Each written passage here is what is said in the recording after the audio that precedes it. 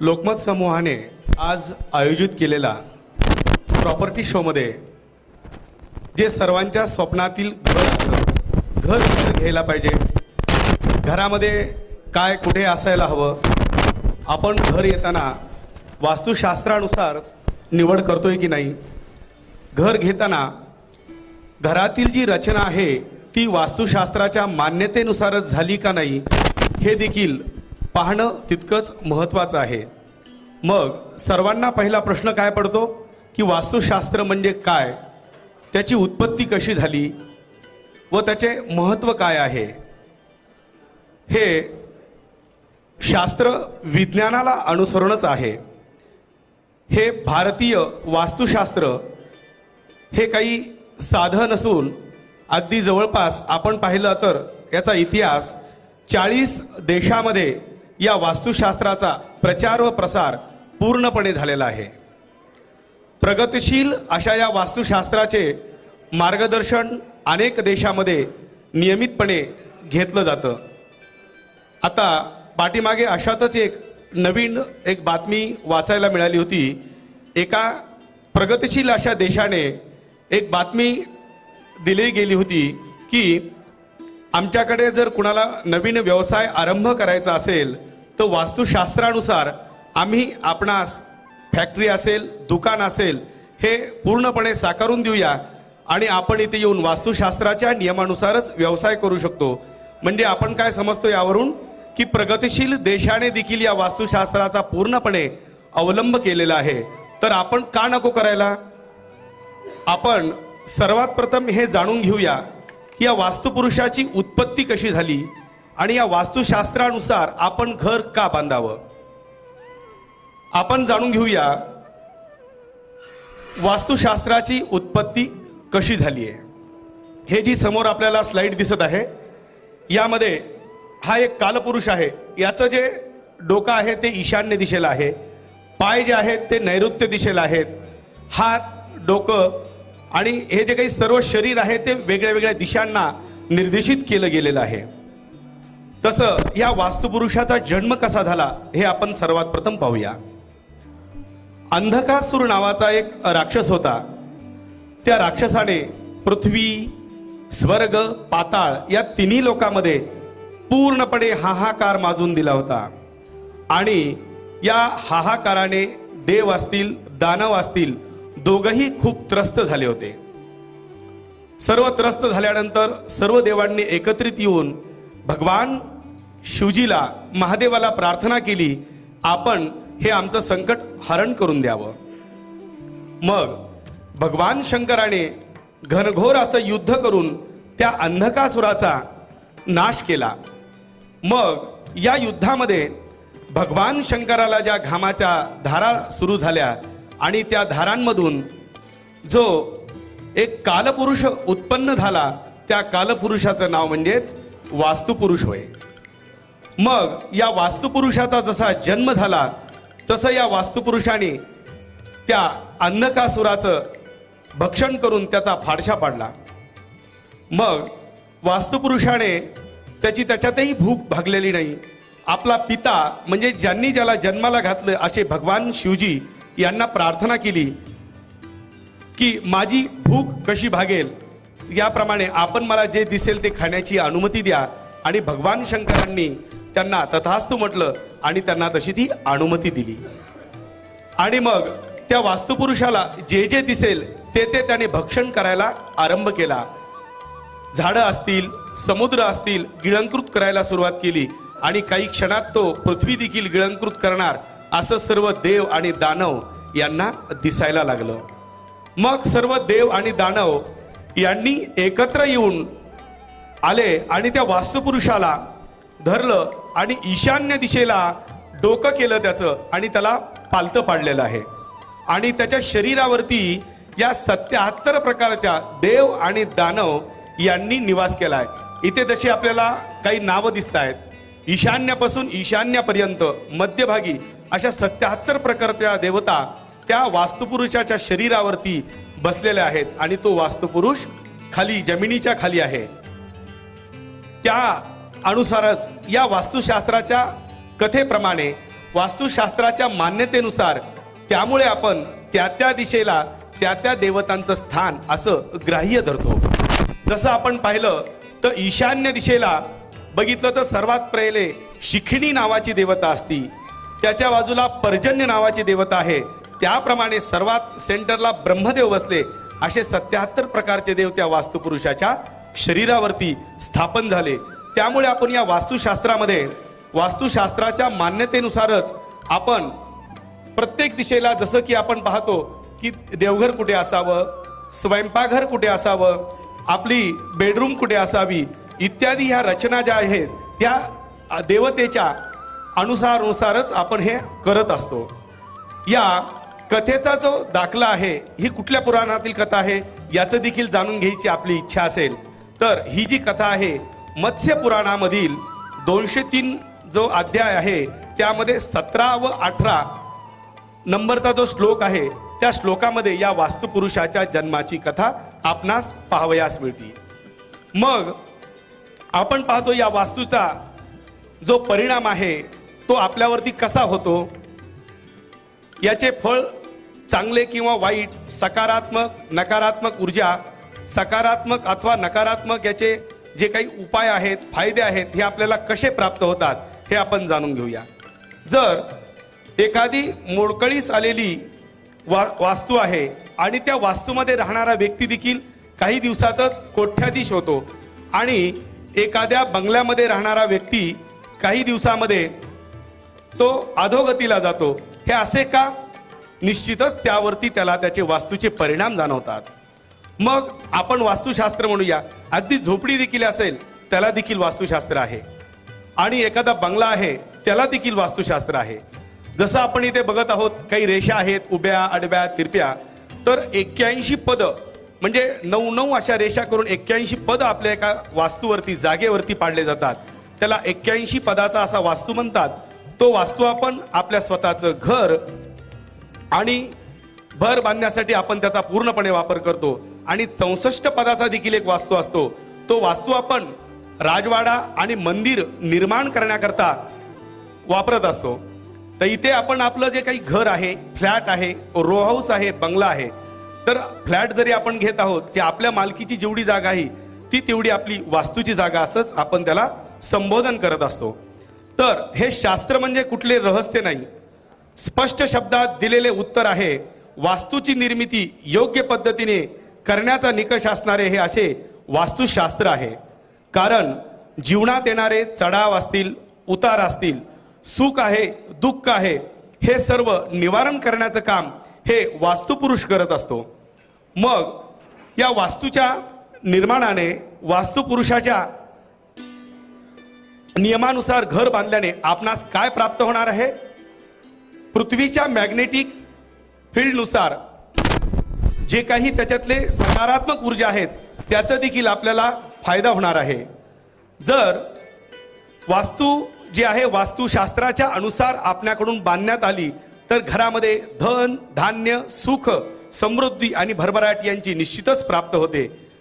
विद्यार्थी असतील यांच्या विद्या यशामध्ये, शैक्षणिक कार्यामध्ये निश्चितच आपल्याला चांगला सकारात्मक परिणाम जाणवतो. आरोग्य असेल, आरोग्याचे देखील आपल्याला परिणाम त्याचे जाणवायला निश्चितच परिणाम होतो. पुढील आपण एकेका स्लाइडमध्ये कुठल्या दिशेला काय असेल तर त्याचे परिणाम काय होतात हे देखील जाणून घेणारच आहोत.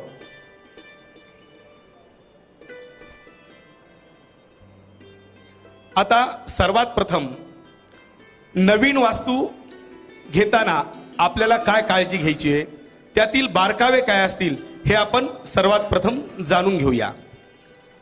जसं की आपण एखादा प्लॉट घ्यायला गेलो, त्यासोबतच एखादा फ्लॅट घेतोय, रो हाऊस घेतोय किंवा अन्य बंगला घेतोय, कुठलीही वास्तू घेते वेळेस जर आपण ही पहिली जी स्लाइड आहे यामध्ये आपण पाहतो एक स्क्वेअर आहे, बाजूला एक डॉट डॉट केलेली रेष आहे. जर एखादा कुठलाही प्लॉट आपण निवडते वेळेस जर त्यामध्ये कुठलाही कोस निर्माण झालेला असेल तर त्याला वास्तु दोष असं संबोधन केलेलं आहे.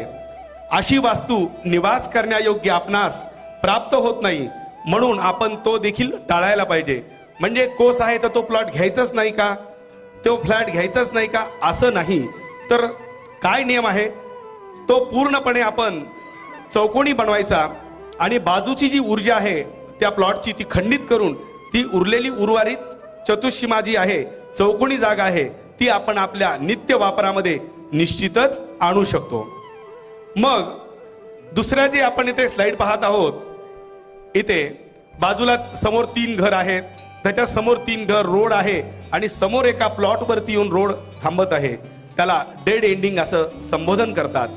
शेवटचा प्लॉट किंवा घरावर येऊन येणारा रोड थांबणारा प्लॉट, बिल्डिंग असेल शेवटची, ते देखील वास्तुशास्त्राच्या नियमानुसार निवास करण्याकरता शास्त्राने अयोग्य अशी ठरवण्यात आलेली आहे. मग काही वास्तूचे उपाय असतात, रेमेडीज असतात, ते करून देखील आपण त्याची तीव्रता कमी करू शकतो. शक्यतो असे प्लॉट थोडे अवॉइडच करायला हवे. त्यानंतर आपण खाली पाहत आहोत, इथे एक प्लॉट आहे, हा एक प्लॉट आहे.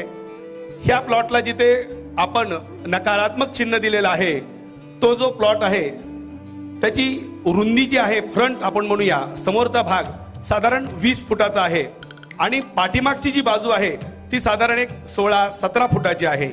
समोरचा भाग मोठा झाल्या कारणाने त्या वास्तूला आपण व्याघ्रमुखी वास्तू असे संबोधन करतो.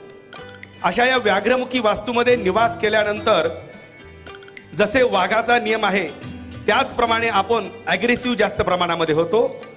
दुसरी गोष्ट, धन धान्य संपत्ती आणि समृद्धी या घरामध्ये भरभराटची तीव्रता अतिशय कमी असती. त्यामुळे व्याघ्रमुख झाला असेल तर ती बाजू सोडून देऊन तो जागा जी आहे ती चौकोन अशा आकारामध्ये करण्याची योजना आपण करावी. आपण दुसरा जो प्लॉट पाहत आहोत ते या प्लॉटला गोमुखी असं म्हटलं गेले. कारण काय, त्याचा एंट्रन्स छोटा आहे आणि पाठीमागचा भाग मोठा आहे, याला गोमुख असं म्हटलं जातं. गोमुख म्हणजे काय, जशी आपली गाय आहे, गायीचं मुख आणि गायीचा पाठीमागचा पोटाचा भाग आकार हा मोठा असतो, त्याचप्रमाणे कामधेनूप्रमाणे फळ देणारं असं घर, लाभप्रद घर हे असं प्राप्त होतं. त्यामुळे प्लॉट निवडते वेळेस, रो हाऊस निवडते वेळेस अशी जर आपण काळजी घेतली तर निश्चितच याचा देखील आपणाला फायदा होऊ शकतो. आता आपण पाहणार आहोत वास्तु दोष आणि त्यावरील उपाय. जसं की आपण घर घेतलंय, त्यावरती घर बांधलं, फ्लॅट घेतोय, रो हाऊस घेतोय, अशा वेळेस घरामध्ये सर्वच गोष्टी वास्तूच्या नियमानुसार होतील का? शक्यच नाही. कारण जर वास्तूच्या नियमानुसार आपल्याला घर घ्यायचं असेल तर एक मोकळा प्लॉट घ्यायला हवा आणि मग त्याच्या नियमानुसार आपल्याला घराची निर्माण करावं लागेल. मग हे घर निर्माण करते वेळेस आपल्याकडून कळत नकळत बऱ्याच काही चुका होऊन जातात. दिशेचे शूळ असतील, वेगळे वेगळे दोष असतील, ते दोष लागतात. काही ग्रहांची ऊर्जा खंडित होती. जसं मी मगवाशी आपल्याला एक नकाशा दाखवला, त्यामध्ये वास्तुपुरुषाचं गोल चौकोन एक वलय दाखवलं. त्यामध्ये पूर्व दिशेला जे ग्रहांची निवास आहेत ते मी आपणास सांगतो. आपल्या वास्तूमध्ये सर्वात सेंटरला ग्रहराज सूर्य भगवान यांचा निवास असतो. घराच्या पूर्व दिशेला शुक्र ग्रह यांचा निवास असतं.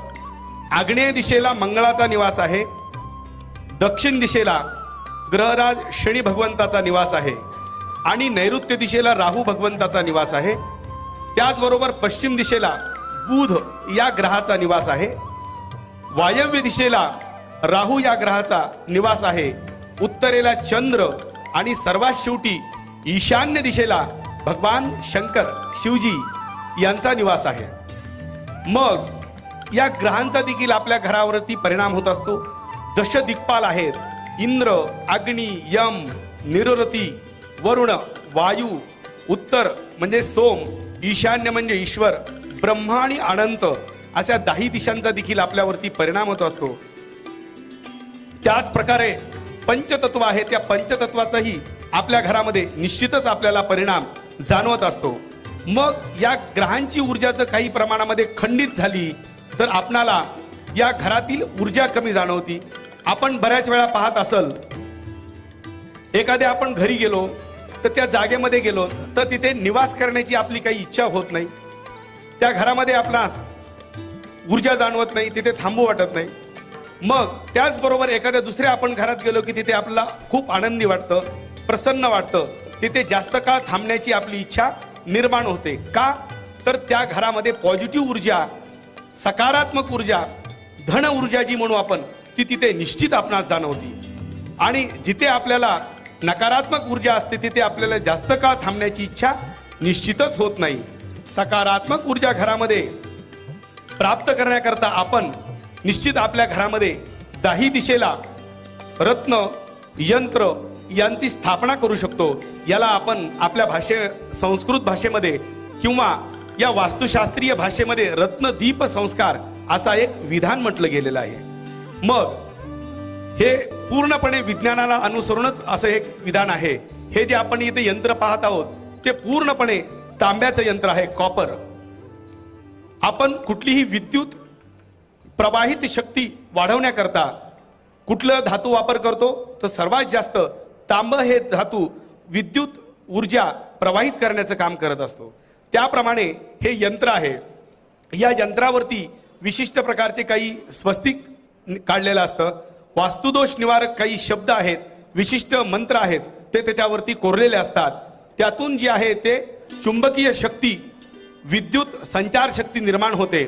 आणि हे जे काही रत्न आहेत त्यामध्ये ते ग्रहांचे आपण जसे रत्न आपल्या हातावरती धारण करतो ते त्यावरती ठेवले जातात आणि आपल्या जमिनीमध्ये घराच्या दाही दिशेला ते स्थापन केले जातात. स्थापन करते वेळेस सर्वात प्रथम तिथे काही विशिष्ट वस्तूंनी त्याला सिद्ध केलं जातं. त्या जागेची शुद्धी केली जाते. काही औषधीयुक्त त्यामध्ये काही औषधी टाकल्या जातात आणि हे रत्न तिथे टाकून या ग्रहांची ऊर्जा पूर्णपणे घरामध्ये क्रिएट केली जाते. आणि ती ऊर्जेचं त्या घरामध्ये असं गोल वलय तयार होतं आणि घरामध्ये निरंतर ती ऊर्जा प्रवाहित होत राहते आणि आपल्याला घरामध्ये आनंददायी, यशदायी असं वातावरण निश्चितच आपल्याला प्राप्त होतं. आता आपण पाहणार आहोत दुसरा उपाय. आपण घरामध्ये काही नकारात्मक ऊर्जा असतील त्या नकारात्मक ऊर्जा काढून टाकण्याकरता आपण आपल्या घरामध्ये हे असं समोर जे दिसत आहे ते श्रीयंत्र स्थापन करू शकतो. त्याला वास्तुदोष निवारक श्रीयंत्र असं म्हटलं गेलेलं आहे. आपण हे बाजूला पाहत आहोत, हे 4 स्तंभ दिसत आहेत. आपण पूर्वी काळी जुना एखादा जर वाडा पाहिला असेल, त्या वाड्यामध्ये मेन 4 मोठे खांब असायचे. त्याला आज आपण पिलर असं म्हणतो. हे 4 पिलर असायचे आणि निगेटिव्ह ऊर्जा थांबवण्याकरता भगवान शंकराचं जे मेन शस्त्र आहे ते त्रिशूळ, ते आपण 4 दिशेला लावलेलं आहे. आणि सर्वात मध्यभागी तांब्याचं, म्हणजे या विश्वातली वैश्विक जी ऊर्जा आहे, वैश्विक ऊर्जा खेचण्याचं काम तांब हे धातू जास्त प्रमाणामध्ये करतं. म्हणून हे तांब्याचं पिरॅमिड इथे लावलंय आणि त्याच्या खाली जे आहे ते श्रीयंत्र आहे. वैश्विक ऊर्जा घेऊन त्या श्रीयंत्रामध्ये ते प्रवाहित करतं आणि त्या श्रीयंत्राला जे काही टोक आहे त्या टोकातून ऊर्जा आपल्या घरामध्ये निश्चित प्रवाहित होत राहती व घरामध्ये धन ऊर्जेचा निरंतर वृद्धी आपणास होत राहते. आता पुढे आपण पाहणार आहोत, आपण घर घ्यायला गेल्यानंतर सर्वात प्रथम काय असतं? प्रवेशद्वार. आणि हल्ली आता मी आपल्या सर्वांच्या माध्यमातून सर्व बिल्डरांना एक विनंती करणार आहे, घर देते वेळेस सर्वांना निश्चित उंबरा लावून आपण घर द्यायचे. कारण आपण पाहतो तर काय, चौकट कशाला म्हणलं गेलेलं आहे? 4 बाजूने बंद असलेलं जी एंट्रन्स आहे त्याला चौकट म्हणलं गेले. पण हल्ली काय झाले, उंबराच बऱ्याच ठिकाणी गायब झालाय. आम्ही अनेक ठिकाणी वास्तू व्हिजिटसाठी जेव्हा जातो, वास्तू परीक्षणाला, तेव्हा सर्वात प्रथम आम्हाला उंबरा हा दिसतच नाही. तर उंबरा असणं अत्यंत घराला आवश्यक आहे. कारण त्या प्रवेशद्वारावरती देवता असतात. पूर्वद्वारे ग्रामणी पीठे पक्षी इंद्राय नमः. पूर्वद्वारावरती ह्या चौकटीच्या पूर्वेला इंद्र असतो, दक्षिणेला चंड, वामे म्हणजे डाव्या बाजूला प्रचंड, अशा 10 प्रकारच्या देवता असतात. सरस्वती असेल, क्षेत्रपाल असेल, अशा विविध देवता, वास्तुपुरुष असेल, विविध देवता या चौकटीवर असतात. आणि सर्वात महत्वाचं म्हणजे या उंबऱ्यावरतीच कुठल्या देवतेचा निवास आहे? देहल्याम वास्तुपुरुषाय नमः. वास्तुपुरुषाचा निवास त्या उंबऱ्यावरती असतो. म्हणून घराला उंबरा लावणं अत्यंत आवश्यक आहे. तो उंबरा कुठल्या झाडाचा असावा? श्रीपर्णी. श्रीपर्णी तर आपल्याकडे मिळणं थोडं दुर्मिळ होतं, म्हणून खैराचा देखील उमरा आपल्याला चालू शकतो किंवा अन्य जो काही प्राप्त होईल तो उमरा आपण आपल्या घराला निश्चित लावावा, जेणेकरून आपल्या घरामध्ये सुख समृद्धी यांची भरभराट होते. आपण पुढे पाहणार आहोत. आपण घर घेतलंय, फ्लॅट घेतोय, तर घरामध्ये जर दक्षिण बाजू ओपन असेल, दक्षिणेला उतार असेल, तर दक्षिण दिशेचे दोष आपल्याला जाणवतात. कारण निगेटिव्हिटी जी काही जास्त प्रमाणामध्ये आपल्याला प्राप्त होती ती कुठून प्राप्त होती, तर दक्षिण दिशेकडून. त्यामुळे दक्षिणेची ऊर्जा वाढवण्याकरता हे जे काही सीसा आहे, लेड पिरामिड आपण आपल्या दक्षिण दिशेला स्थापन करू शकतो. फ्लॅट असेल तर दक्षिण दिशेला ठेवू शकतो, कारण जे सीसा आहे दूषित वायू, निगेटिव्हिटी खेचण्याचं काम त्यावरती जास्त प्रमाणामध्ये होतं, म्हणून आपण दक्षिण दिशेला लीड पिरामिड देखील आपण स्थापन करू शकतो. आता सर्वात महत्वाचा मोठा भाग आहे तो आपण जाणून घेऊया.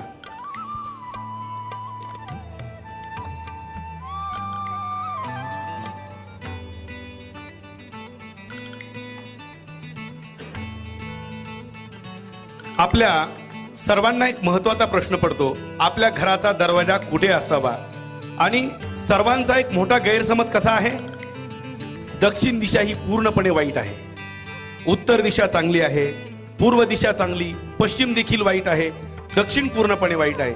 कुठलीही दिशा पूर्णपणे कुठलीही वाईट नाही आणि सगळ्याच दिशा चांगल्या नाहीत. तर हे फक्त काय आहे, एंट्रन्ससाठी, प्रवेशद्वारासाठी. तर प्रवेशद्वार कुठे असावं हे आपण जाणून घेऊया. जसं की मगाशी आपण त्या नकाशामध्ये वास्तुपुरुषाचं मुखापासून पूर्णपणे बघितलं आपण, तर ईशान्य दिशेला शिखिणी आहे, त्याच्या बाजूला पर्जन्य आहे.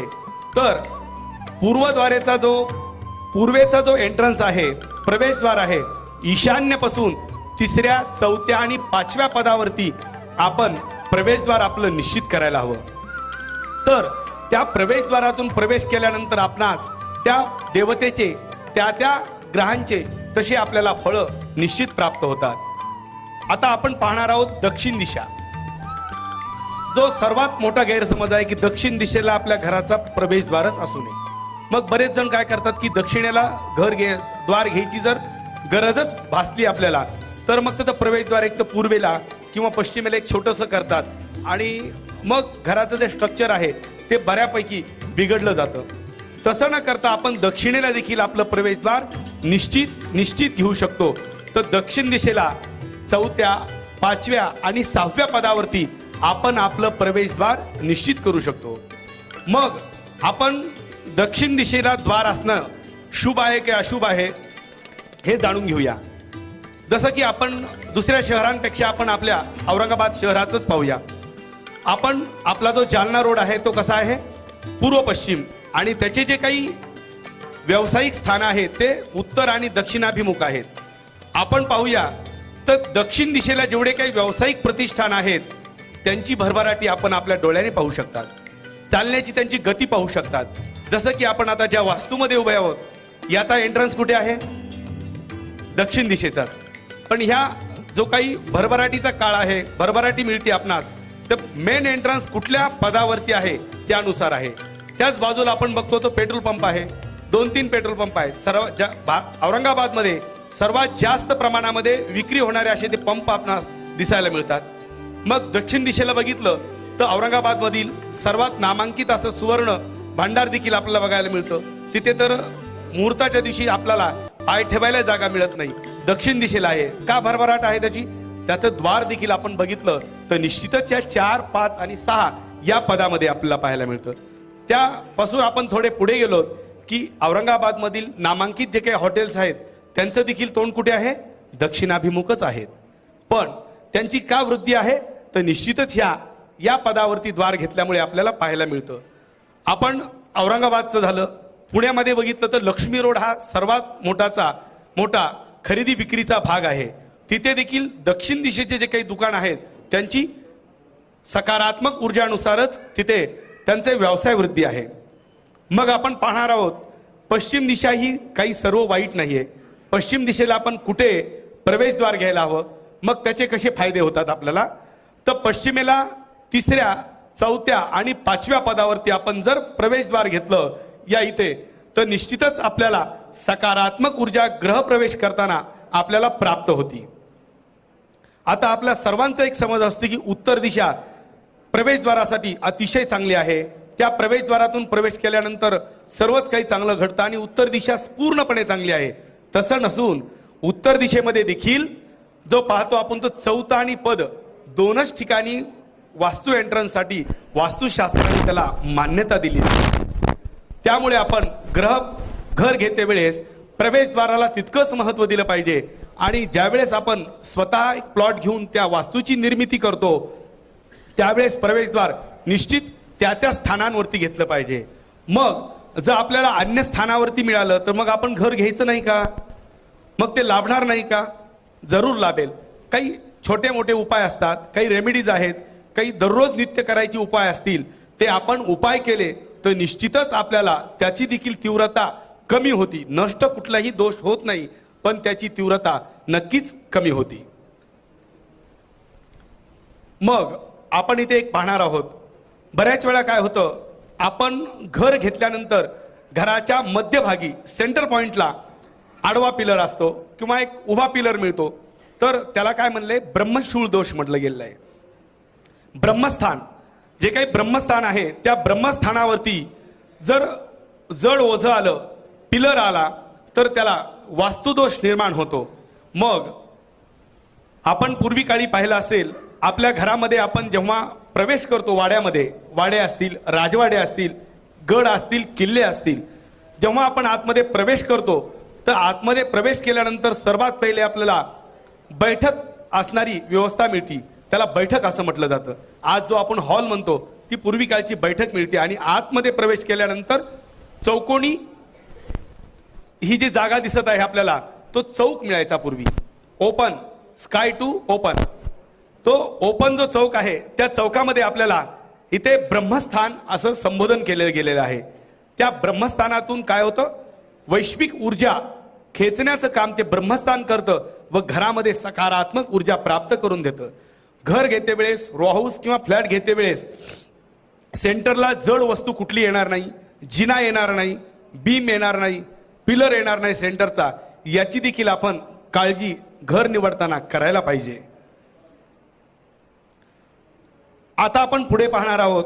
घर घेते वेळेस मगवा आपल्याला मी सांगितलं की कुठल्या दिशेला प्रवेशद्वार आपलं असायला हवं. जर चुकून नैऋत्य दिशेला प्रवेशद्वार आलं तर घरामध्ये प्रचंड प्रमाणामध्ये निगेटिव्ह ऊर्जा प्राप्त होते. मग त्या घरामध्ये आर्थिक वृद्धी खूप कमी प्रमाणात होते. व्यय म्हणजे काय, खर्च जास्त प्रमाणामध्ये वाढतात.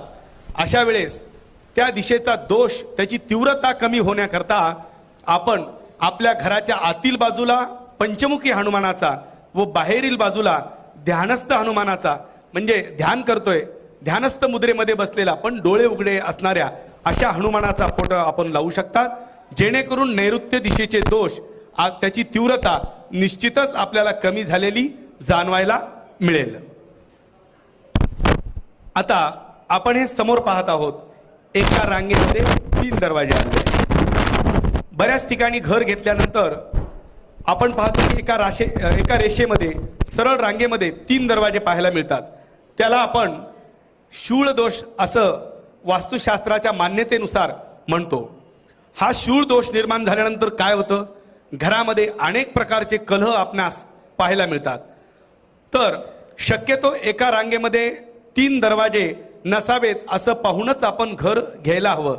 पण जर काही कारणाने आपल्याला एका रांगेमध्ये 3 दरवाजे असणारं घर घ्यायची गरजच पडत असेल तर रिफ्लेक्टर असं काही वास्तूचे उपाय आहेत ते समोर लावून तेव्हा आपण दिशेचा शूळ निश्चितच कमी करू शकतो. आता आपण पाहणार आहोत, प्रत्येक दिशेला वेगळ्या वेगळ्या देवतेचं स्थान आहे. जसं की ईशान्य आणि आग्नेय दिशा. ईशान्य दिशेला भगवान शंकराचं स्थान आहे, ईश्वराचं स्थान आहे. आणि आग्नेय दिशेला अग्नीचं स्थान आहे, मंगळाचं स्थान आहे.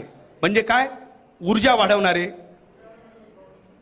आपली घरामधील कुठलेही वास्तुदोष जे निर्माण होतात ते मॅक्झिमम ईशान्य आणि आग्नेय दिशेला जर आपल्याकडे टॉयलेट बाथरूम आलं तर निश्चित त्याची तीव्रता आपल्याला जाणवायला मिळते. ईशान्य दिशेला आणि आग्नेय दिशेला जर हे वॉशरूम असतील तर निश्चितच आपल्याला कुठले कुठले त्रास यामधून जाणवायला मिळतात. तर आरोग्य, त्याचबरोबर बघितलं आपण तर आर्थिक संकट असतील, हे दोन्हीही दोष आपल्याला खूप जास्त प्रमाणामध्ये सामोरं जावं लागतं.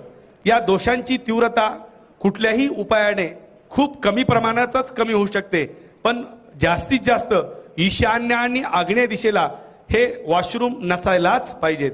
कारण किती जरी आपण त्यावरती उपाय केले तर त्याची तीव्रता जास्त प्रमाणामध्ये कमी होतच नाही.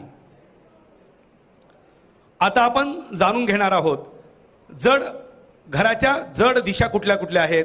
दक्षिण असेल, नैऋत्य असेल, हा भाग आपण जास्त प्रमाणामध्ये जड केला तर त्याचे दोष आपणास जाणवत नाहीत.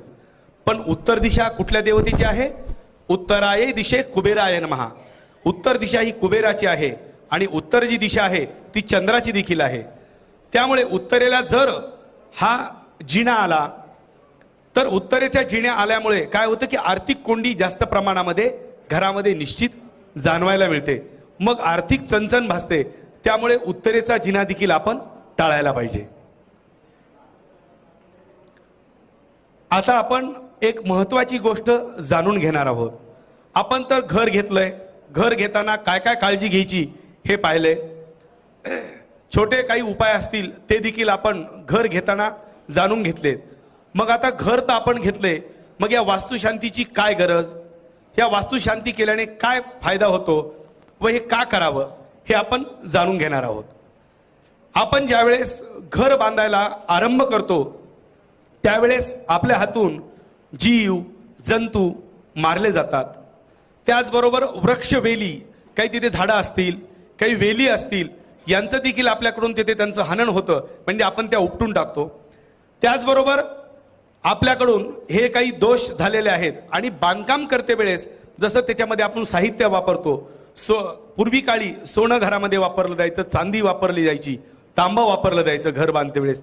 आता आपण लोखंड वापरतो, विटा वापरतो, सिमेंट वापरतो, अन्य काही धातू वापरले जातात.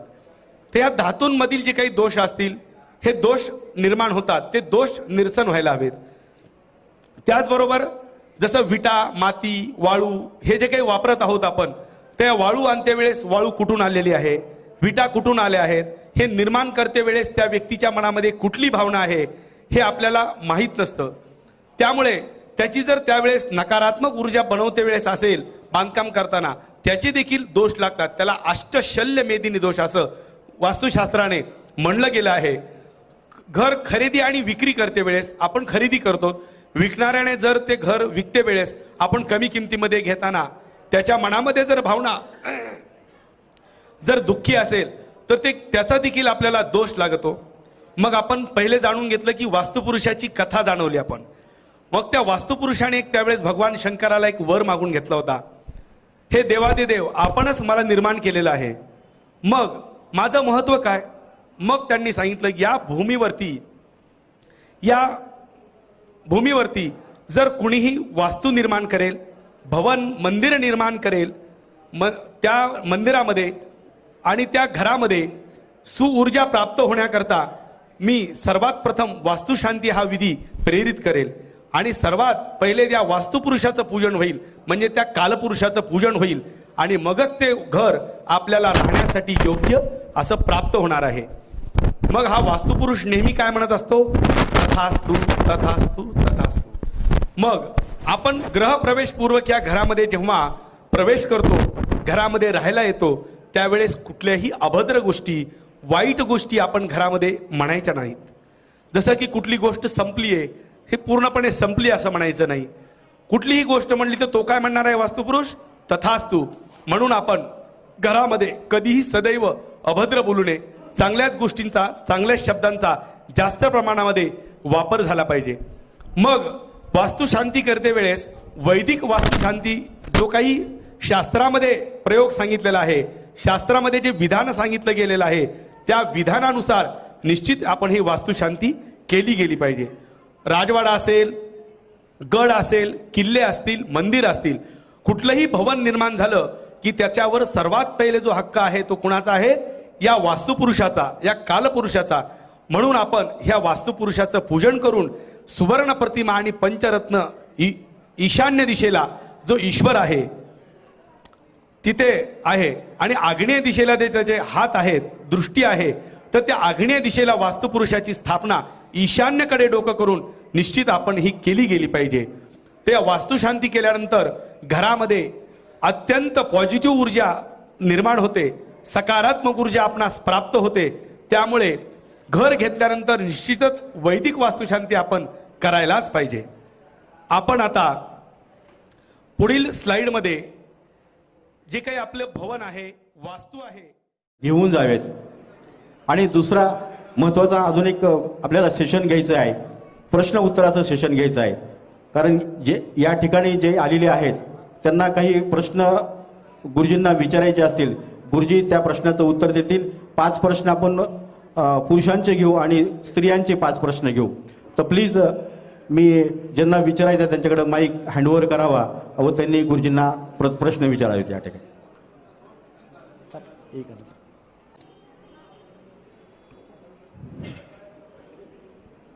हॅलो. हा बोला तोंडातून. गुरुजी नमस्कार. वास्तू शांतीची पूजा आपण स्वतः करतात का कोणी दुसऱ्याकडनं करून घेता? म्हणजे स्वतः आम्ही वास्तुशांतीची पूजा करतो. वैदिक वास्तुशांती जी आहे पूर्णपणे वैदिक पद्धतीने आम्ही स्वतः वास्तुशांती करून देतो.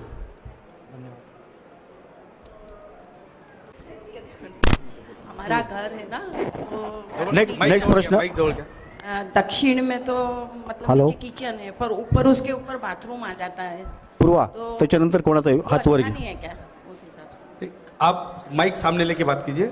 नीचे किचन है हाँ, दक्षिण दिशा में हाँ। और ऊपर बाथरूम है, उसके टॉयलेट बाथरूम है. कोई हर्ज नहीं. दक्षिण दिशा में बाथरूम चलता है. वास्तुशास्त्र के अनुसार जो वॉशरूम है वो दक्षिण दिशा में चलता है. तो किचन के ऊपर आता पर वैसा उसका दोष कोई नहीं है लगता क्या? नहीं. ठीक, थैंक यू. वो दक्षिण में वैसे किचन वास्तुशास्त्र के हिसाब से ग्राह्य नहीं है. किचन जो है वो आग्नेय दिशा में होना जरूरी है. नीचे आपके किचन है तो कुछ रेमेडीज है, छोटी बहुत छोटी सी कुछ रेमेडीज वहां करके उसका दोष हम लोग कम करवा सकते हैं. Hello hello. नमस्कार सर. 3 मजली घर आहे. 3 मजल्यावर एकावर एक संडास बाथरूम आहे आणि वरच्याला कंबाईन आहे. हा, तर हे जमू शकतं का? कंबाईन कुठल्या दिशेला आहे? पश्चिम आणि आपलं दक्षिण आणि उत्तरच्या मध्ये. दक्षिण आणि उत्तरच्या मध्ये पश्चिम साईडला आहे. पश्चिमी साईडला. हां.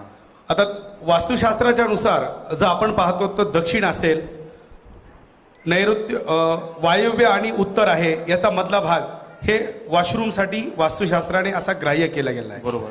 ते जागा निरीक्षण करून आपण त्याच्यावरती योग्य अशी रेमेडीज निश्चित करू शकतो. ठीक आहे.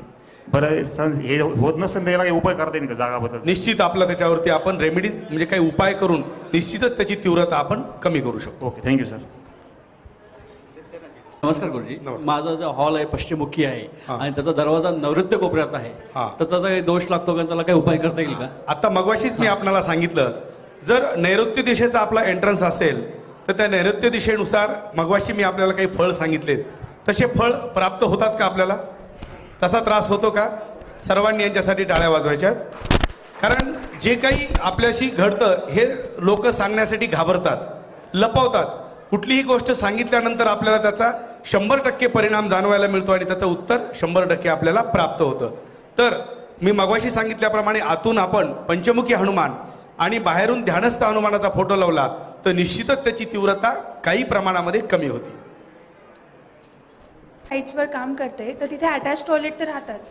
तर अटॅच टॉयलेटचं तर हे तर पॉईंट एक खूप बरोबर आहे की ते नको आहे. वॉशरूम आणि WC वेगळंच पाहिजे. तर मोस्टली ग्लास डोअर देण्याचा प्रयत्न करते किंवा ग्लास पार्टिशन देण्याचा प्रयत्न करते. तो व्हॅलिड आहे की नाही आहे? वास्तुशास्त्राने ग्लास मध्ये पार्टिशन देऊन त्याचा कुठलीही तीव्रता दोष कमी होत कमी नाही होत. नाही. ऑप्शन काहीच नाही आहे ऑप्शन. त्याला तसं ऑप्शन नाही काहीच. कारण शास्त्रामध्ये जे निर्माण एकदा झालेलं आहे त्याची फक्त तीव्रता कमी करण्याकरता काही रेमेडीज आहेत. त्या रेमेडीज आपण त्याच्यात उपाय करू शकतो.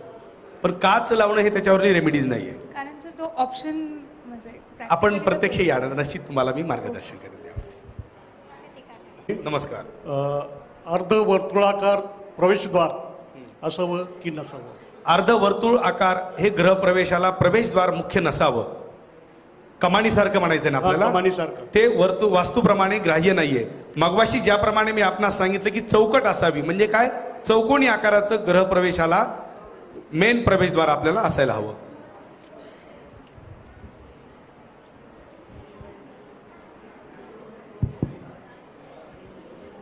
नमस्कार गुरुजी. नमस्कार. जिना कोणत्या साईडला असायला पाहिजे? मगवाशी मी आपणास सांगितलं की जड जी दिशा आहे, दक्षिण असेल, नैऋत्य असेल, या दिशेला वास्तुशास्त्राच्या नियमानुसार आपल्या घराचा जिना असावा. कारण जडत्व जे आहे दक्षिण आणि नैऋत्य दिशेला असावं. नमस्कार गुरुजी. नमस्कार. वायव्य साईडला किचन वाटा असावा का? नसावा. वायव्य दिशेला जर आपलं किचन आलं हां. तर तिथे आरोग्याच्या समस्या जास्त प्रमाणामध्ये त्या गृहिणीला उद्भवतात. पण वायव्य दिशेला किचन नसावं.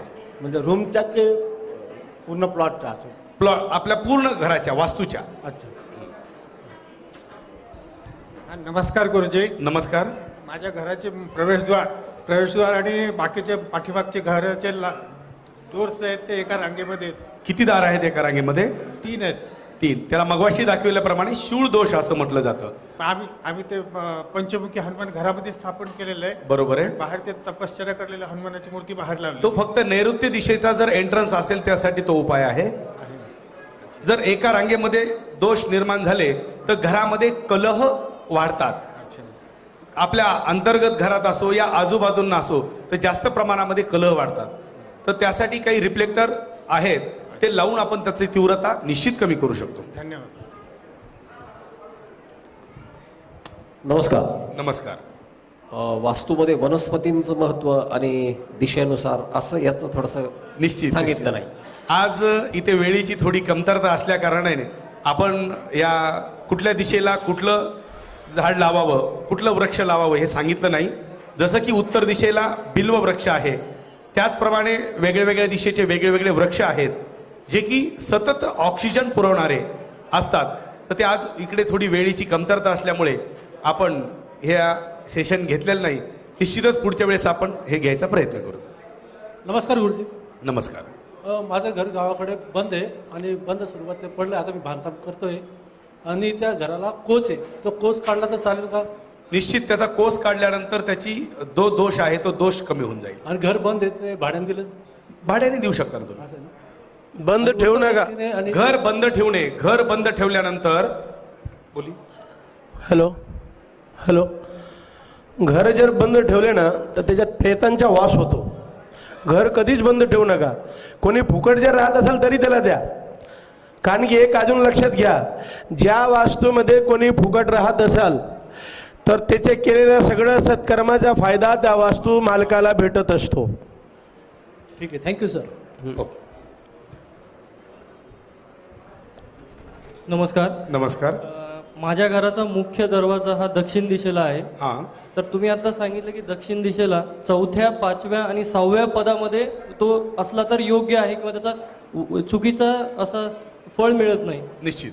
पण ते जे पद आहेत आपण काढलेले हां. ते प्लॉटच्या एरिया जो आहे, प्लॉटचा जो लेंथ आहे त्याच्यानुसार ते कसं काढलं जातं, म्हणजे 1/9 करून का? त्यासाठी तुम्हाला वास्तू परीक्षण करायला वास्तू तज्ज्ञांना बोलवायला लागेल.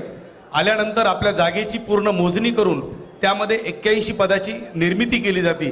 त्यानुसार आम्ही ते कुठलं पद कसं आहे हे ठरवलं जाईल. नमस्कार गुरुजी. नमस्कार. मैं पूछना चाहती हूँ कि घर में लक्ष्मी स्थिर रहना चाहिए, पैसों की कभी प्रॉब्लम नहीं होना चाहिए, तो इसके लिए क्या उपाय करना चाहिए कि घर में शांति बने रहे और लक्ष्मी स्थिर रहे अपने घर में? तो इसके लिए ऐसा कुछ उपाय है जो हम घर पर कर सके? निश्चितच आपण उपाय करू शकतो. मगवाशी जसं गुरुजींनी सांगितले, आपल्या घराचा उंबरा आहे. दर मराठी समजेल ना? उम्रा म्हणजे एंट्री. देहली, अपनी घर की जो देहली है, हाँ. उस देहली को हर गुरुवार में हल्दी हो, केशर हो, उसका लेपन करना चाहिए. और हर गुरुवार को कुछ केशर जो है वो कुछ कटोरी में पानी डाल के घोलना चाहिए और घर में पूरे उसका छींटा मारना चाहिए, ताकि लक्ष्मी दोष जो है वो कम हो जाएगा. और हमारे घर में कलह वगैरह दूर करने के लिए भी उसके लिए आपकी वास्तु देख के ही आपको कुछ रेमेडीज बताने पड़ेंगी. ठीक है. नमस्कार गुरुजी. हा नमस्कार. पश्चिमेला जर किचन असेल हा. तर त्याचे दुष्परिणाम काय आहेत आणि त्याच्यावर रेमेडी